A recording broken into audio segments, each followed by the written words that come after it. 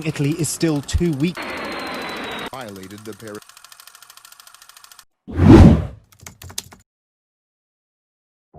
Kemalangan disebabkan mabuk kini bagai cendawan tumbuh selepas hujan dan menggambarkan undang-undang sedia ada seperti tidak cukup berkesan dan lebih menyakitkan apabila mereka adalah ketua keluarga yang selama ini membanting tugas mencari rezeki. Di dalam konteks Islam sebenarnya telah pun mempunyai jalan penyelesaian. Islam mengharamkan arak kerana ia tergolong dalam perkara yang memabukkan.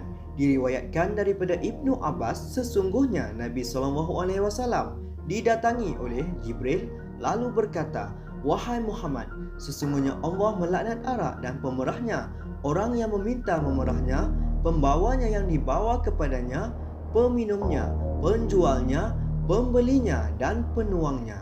Siapakah yang terlibat dalam golongan tersebut? Jika diamati dan dilaksanakan, pasti perkara ini tidak berlaku kepada masyarakat, baik yang Islam maupun yang bukan Islam."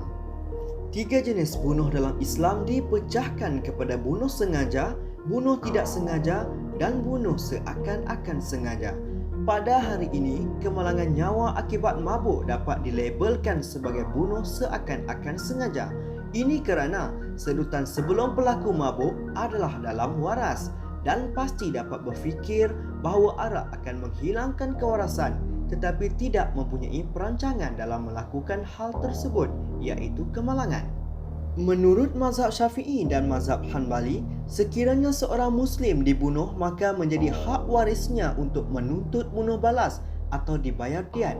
Adapun di sisi mazhab Hanafi, jika orang bukan Islam yang tidak memerangi Islam dibunuh orang Islam, maka ke atas waris mereka hak kisas dan diat.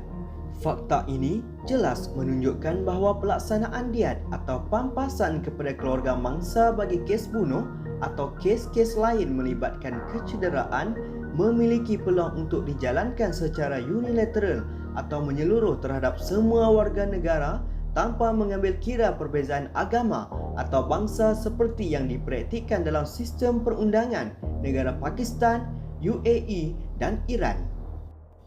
Diat adalah sejumlah harta tertentu terhadap pesalah jenayah yang dibayar kepada keluarga mangsa sekiranya mendapat keampunan bagi kategori bunuh sengaja dan juga kesalahan membunuh seakan-akan sengaja atau tidak sengaja.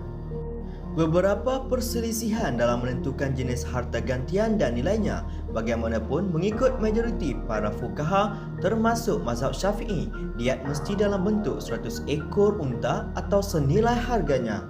Negara-negara berikut memberi keadilan kepada keluarga si mati dengan adil dan nilai pampasan yang ditetapkan sesuai dengan sosioekonomi semasa. Dalam konteks bunuh seakan-akan sengaja atau tidak sengaja, Arab Saudi menetapkan Saudi Rial 300,000 iaitu bersamaan RM332,217.82 sebagai harta pampasan. Di Pakistan, mereka meletakkan Seksyen 323(2) Kanun Keselesaan 1860 dengan mewajibkan kerajaan-kerajaan persekutuan untuk mengisytiharkan nilai diat mengikut nilai perak pada bulan Julai setiap tahun. Duit bukanlah segala-galanya dalam isu ini kerana nyawa tidak dapat diukur dengan harga wang ringgit, tetapi Islam membawa kepada pembelaan keluarga si mati. Perundangan di Malaysia juga mempraktikkan diat dalam kandungannya, namun mungkin nilainya perlu dikaji semula dan ditetapkan pada suatu nilai standard dengan mengambil kira keadaan sosioekonomi masyarakat Malaysia tanpa unsur diskriminasi kaum.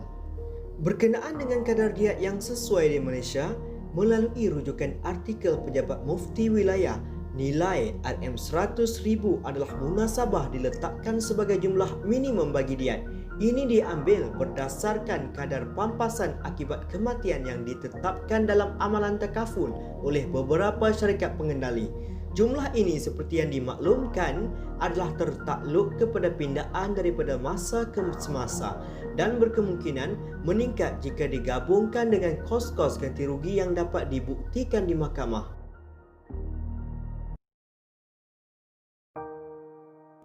Al-Fatihah buat mereka yang telah pergi dan semoga pemergian mereka bukan sia-sia serta menjadi asbab kepada suatu perubahan yang lebih baik buat kita semua di Malaysia. Assalamualaikum.